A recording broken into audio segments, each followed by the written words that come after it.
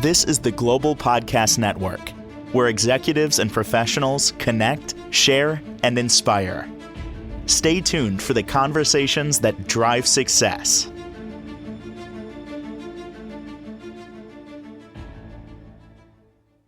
And welcome back, everyone. Supplements are getting a lot of attention recently. Some positive, some negative things being said. We're going to talk a little more about that, but specifically nutrient deficiencies, which the supplements come in to help us with. How can we identify deficiencies? What's going on there? This is all in her wheelhouse as a registered naturopathic doctor. And she runs deep, not even just in that area, but even understanding gut health, which we've learned from her very much so last time we got together. Dr. Laura Brown is back with us. How are you doing today? I'm really well, thanks, Steve. Thanks for having me again. So when we say nutrient deficiency, how do we define nutrient? Are we talking vitamins, minerals, or what? All of the above, right? So it's anything that we might get through our food in order to sustain us in living. So nutrients can be vitamins and minerals. Can I share a journey related to exactly to what we're talking about? I would love that. Help me out. Had basic labs done last year, and it came back as the lowest level of vitamin D they have ever seen in the lab and the doctor's office, like almost untraceable. And yeah, I'd have to say I was maybe feeling a little brain foggy, maybe a little lethargic in there, and the fix was very simple. Take 50,000 units of vitamin D once a week for a few weeks, and then the level came back up, and I maintained a little bit here and there. Do it for labs again, just see how we're doing there, but had no idea. To your point, a lot of times we don't know unless it's detected in some kind of labs, right? And that's the ticket, right? Sometimes we need to run those labs in order to really understand where things are at. When we prescribe willy-nilly, it can get dangerous because you can have too much of a nutrient as well. And I've Mm. seen that happen, not always on purpose, but sometimes accidentally. People take more than they intended, or their body's just picking, absorbing more than it needs. So it's important to look at those things. Nutrient deficiency is connected with a lot of ill health out there, a lot of diseases, and Mm. given the fact that our food has a 60% decline in nutrient quality over the past, I don't know, say 100 years. It's declining. Our soils are depleted. We're not getting the same amount of nutrients we once did. We're working in different environments than we once did as well. We're under a lot of mental stress, which can affect how our gut is absorbing things. We talked a little bit about that last week. Mm. We're also seeing a lot more toxins in our environment, and we need those nutrients, especially like our B vitamins and our zinc and our magnesium to help us detoxify, our very toxic environment that we're living in. So things like that. There's a lot more drugs out there that are prescribed, and drugs can sometimes deplete Mm. nutrients. And this is something that I'm often screening for as well. Sickness, right? Having different illnesses can deplete nutrients. Genetic defects, we're learning more and more about how they can affect our nutrient status. And Mm. sometimes, just imbalance. Sometimes we think we need a ton of a vitamin, think, oh, that there's a big buzz on some type of vitamin and everybody's out there taking it and thinking more is better. And then you end up making other things out of balance. You're speaking my language, Laura. If you look in my cabinet in the kitchen, I have things that I bought even over the past year and a half, because I heard things. And then I tapped the brakes. I'm like, you know what? I'm not really sure if I should be taking this. So then I don't take it, even though I bought it. Um, it's it's very challenging knowing what to take and what not to take, right? Yes, and not only what to take and what not to take, but also the dose, because that can be critical, Hmm. the timing when you take it, and how long do you take it for? You put up a red flag a moment ago for me in saying that our food supply doesn't supply the nutrients that we should be getting. And a time back in the day, I would be taking a multivitamin. I take a vitamin C, just, ward off any kind of colds or whatever, maybe some zinc. And then I stopped doing it. Yeah. But now I'm rethinking that because my mind is like, well, you know what? I'm eating a little bit better, a little more intentional. Either way, though, our food supply isn't supplying what we need. No, not necessarily. So it's something that we need to look at. And most things can be tested in blood work, but there are some things that are a little vague. Like 50% of the population is deficient in magnesium, for example. It's really tough to test magnesium because it's used in so many areas in the body. It's used in Hmm. over 800 different transactions, 300 different enzymes within that. And it's just a huge mineral, and we're not getting enough of it on average. So it's really difficult to measure for. So we're looking for symptoms of the deficiency, kind of common things like tight muscles, cramping, eye twitches, things like that can be just really common. Anxiety can be also part of it. So magnesium's helpful in a lot of different things.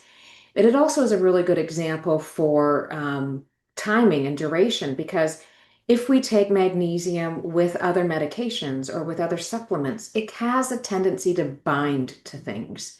You think magnesium's always coming in some complex. You have magnesium oxide, you have magnesium citrate, you have magnesium bisglycinate, and you're always going, oh, which one do I take? Well, it just loves to bind to things. So, yes, and there's different reasons why we would take those things. But then we also need to make sure we're taking at least an hour away from other things, or else it could bind to those things and prevent them from absorbing. So it's considering that dose timing and duration, magnesium being an example. And to your point about the labs, they don't always test for everything. Like I'm going by memory here, but even the vitamin D thing, that was like kind of I don't know if that's normally tested for. The doctor at the time threw it on there, in terms of the script for the labs. But yeah, I think we need to be intentional or check with our medical provider in terms of making sure that the labs are including these things. Yes, functional medicine doctors and naturopathic doctors are much more astute in checking on nutrients and picking up on physical symptoms as to, what might be low so you can be a little more targeted in what you're testing. In Ontario, Canada, for example, the medical system just assumes, without telling everybody, by the way, that you are deficient in vitamin D. So they will not pay in their medical benefits for the vitamin D test. You have to pay for it out of pocket, no matter who you are. Hmm. And that really ought to be tested about once a year so that you can appropriately dose to achieve around 120 nanomoles per liter because you don't want too much. There's often this Goldilocks zone, I call it, the just right zone. You don't want too little, you don't want too much. And then you have to think, okay, I'm getting vitamin D from the sunshine through the summer, so my stores are going to be likely high. Vitamin D is a fat soluble vitamin, meaning it'll store up in the body. Ones that are water soluble, you end up peeing out. Um, and it's more of a daily thing. But that's why you could take the 50,000 in a wallop and a few times, and the body would take it and hopefully absorb it. Sometimes I would look at that and spread it out a little bit because maybe that was a lot for the body to take in all at once. But that's kind of professional opinion and And knowing and our maybe that's patients. maybe because I was so low. It was like Yeah, it's they're just like, get it in get it there. in it right, exactly. But Yeah. then, after a period of time, and I think I did labs after that, and nothing. There was nothing. The right amount of vitamin D was in there. But even now, a year later or so, I wonder if, like, all right, well, and truth be told, I'll take vitamin D, and sometimes I'll say, yeah, maybe I'll take 10,000 units today, and wait a week or whatever. I'm trying to be proactive because maybe there's an issue. I just want to make sure I got it. Um, but you don't know. Like I didn't trace back some brain fog and things like that to vitamin D deficiency. But here's the thing that blew me away with that one vitamin. It's responsible for the absorption of other things in your body, right? So it's not just the vitamin D. No, yeah, things work together and in combination.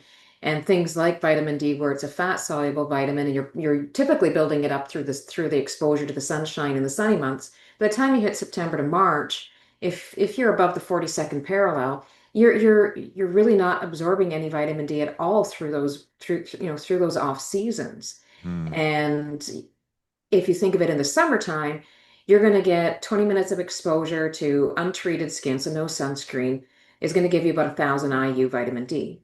But you don't want to be out in the sun any longer than that because skin cancer is the number one cancer.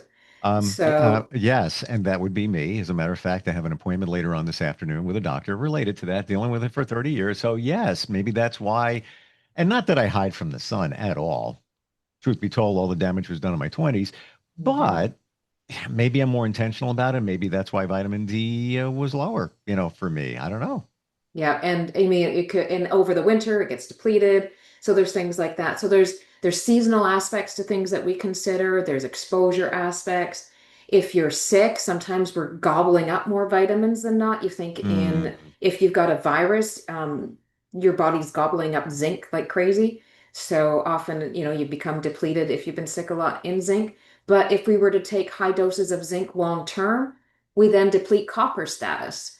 And that can put us in a condition. So it's understanding that there's balance in these things. And that, yeah, you're talking about one thing helping the other thing absorb. People get on the crazy kick that, oh, they have to take a whole bunch of calcium. Well, the body can only absorb so much at once. If you take too much calcium, it can end up in your arteries, and that's not where we want it. We want it in the bones. And we need the D3 and the K2 in order to help that absorb.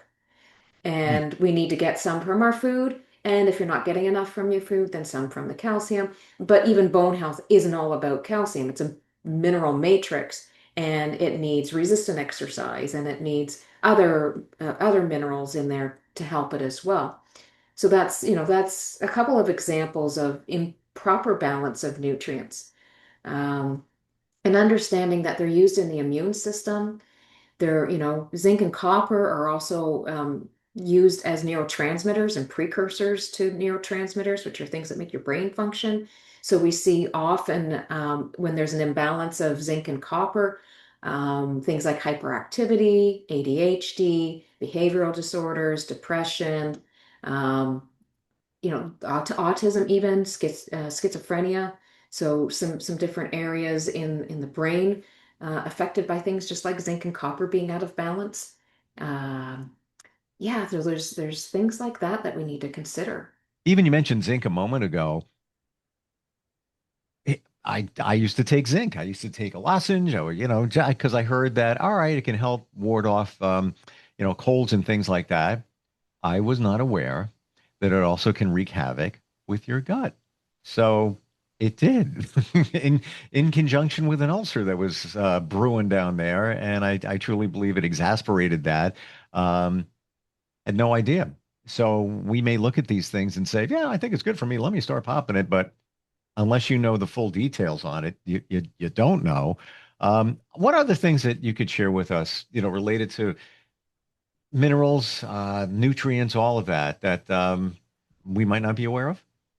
Well, some of the common drugs that are out there, it's always interesting to screen for that. Birth control, for example, oral birth control pills.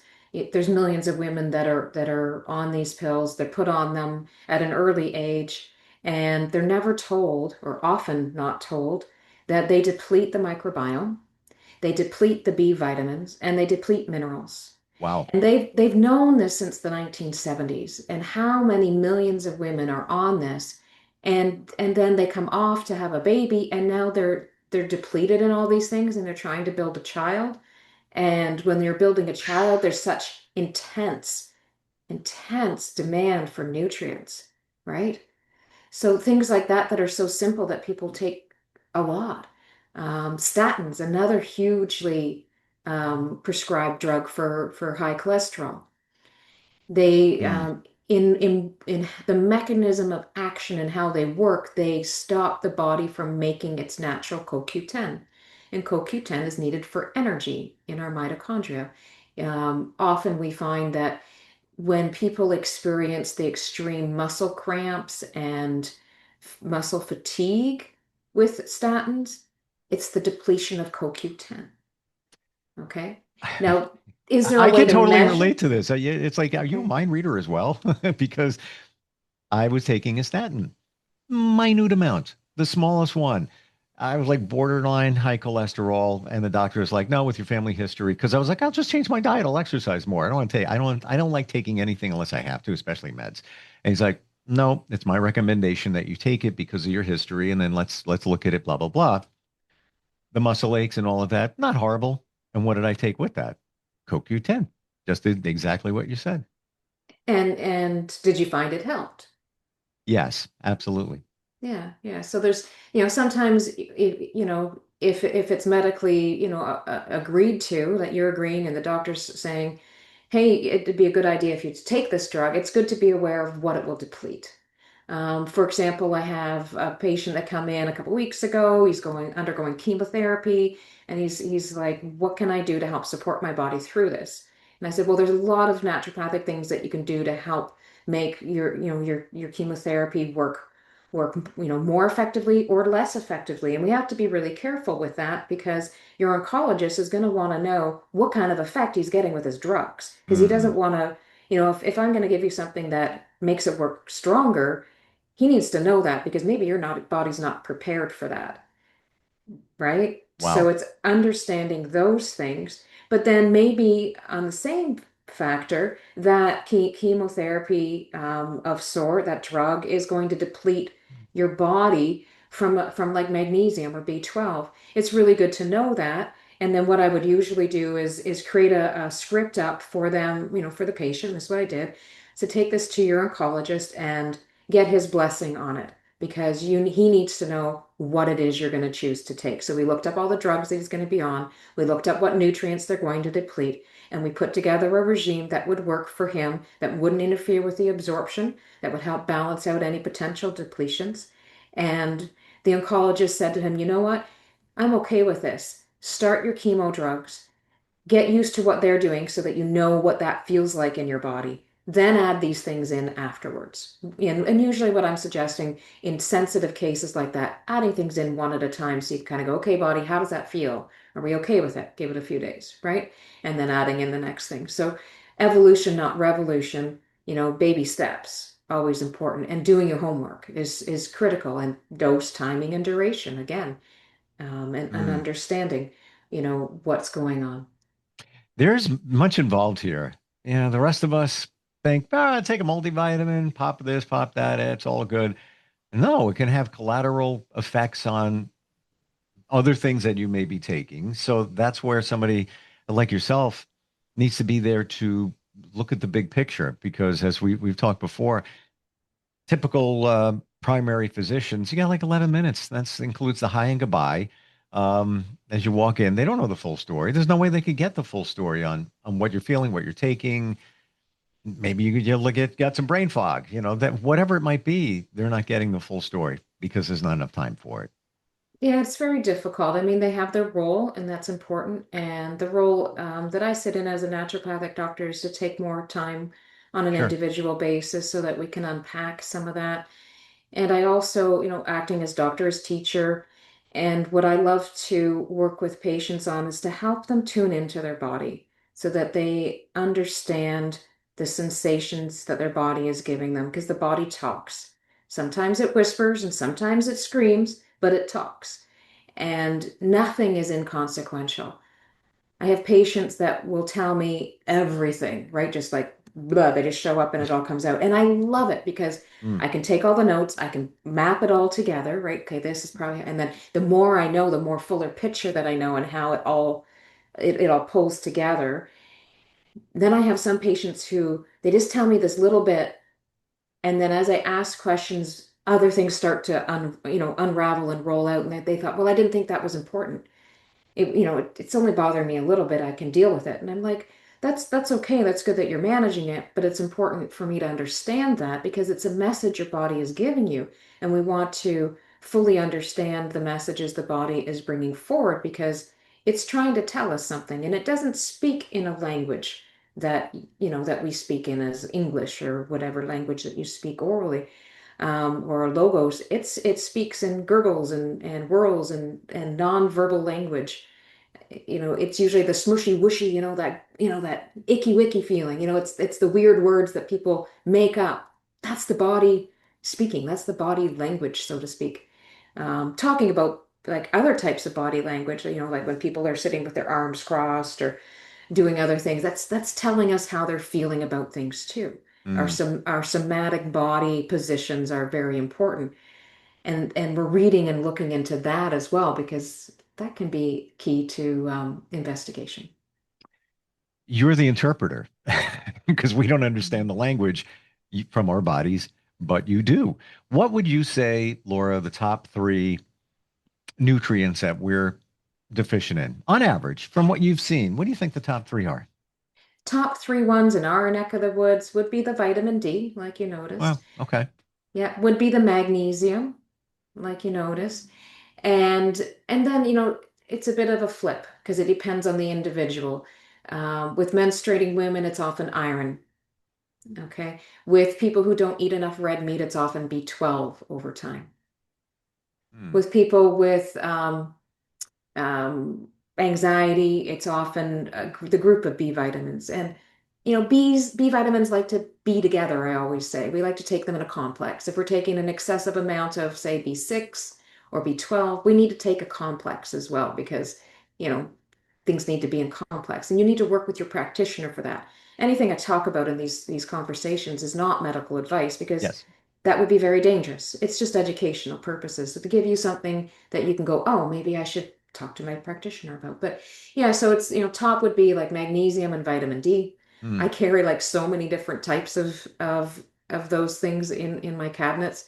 For magnesium, for example, we've got oral, we've got topical, we've got probably five different kinds of oral magnesium, two different kinds of topical, your Epsom salts and then your spray on the body, ionic Wow. solutions. And because sometimes, people don't like to take a pill. They don't like the taste of a tincture. They want just natural stuff. They want to try to get it from their food. So first and foremost, we try to get it from food, and I'll give a list of the foods that nutrient is high in. Then we'll say, okay, where are you at with nutrient status if we can measure it? And then we kind of go from there. Can we do it just with food or do we need to add that extra stuff in?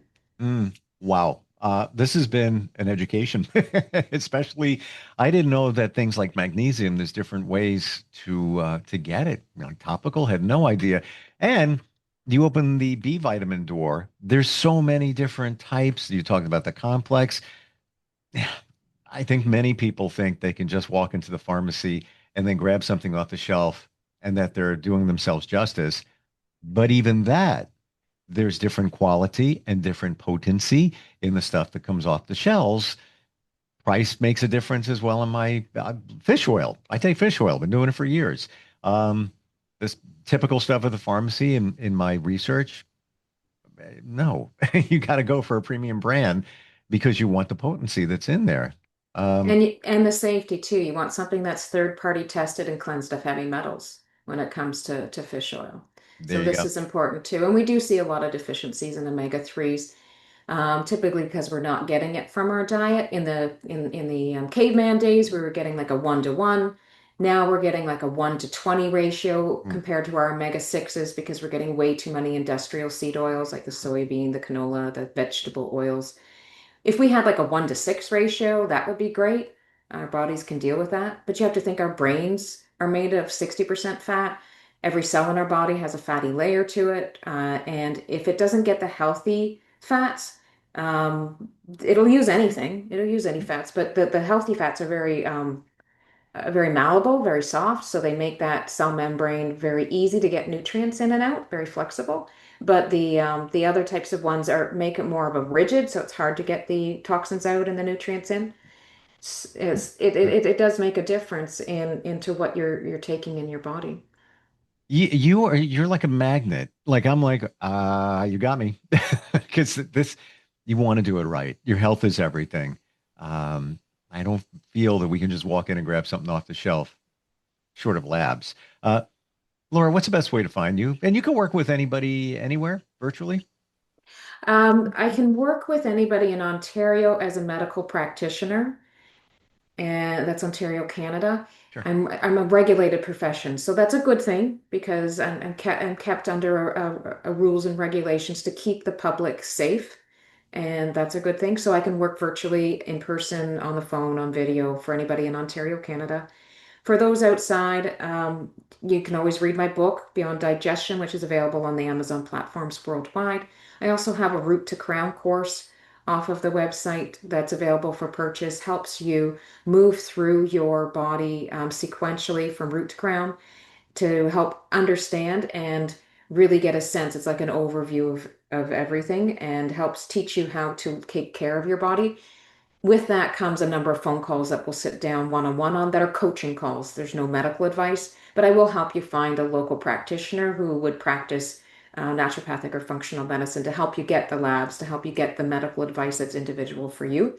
But with the course, you would have a much better awareness as to what questions to ask, what kind of lab work you might want to do, the things that you want to unpack about your health that you're just not getting the answers for through your regular conventional means. All of this is available on a springboard off of drlaurambrown.com. So that's DRLAURA, M as in Marie, BROWN.com. Thank you for today and all the insight. As I said, it was an education, and validation, but also dispelling some of the things that many of us have heard. I appreciate it. Yeah, let me know if there's any questions that come forward, if there's things that people are looking answers for that we can explore in further conversations. Always open to that interactiveness. It's fun. Thanks, Steve. Thank you for that reminder. If you want to reach out directly to Laura, you can do so, or also instantfeedbacksteve@gmail.com, and we'll take care of those next time we get together. If you want to keep it anonymous, that's absolutely fine too. All right, we'll catch up next time, okay? All right, thanks. Appreciate it. This is the Global Podcast Network, where executives and professionals connect, share, and inspire. Stay tuned for the conversations that drive success.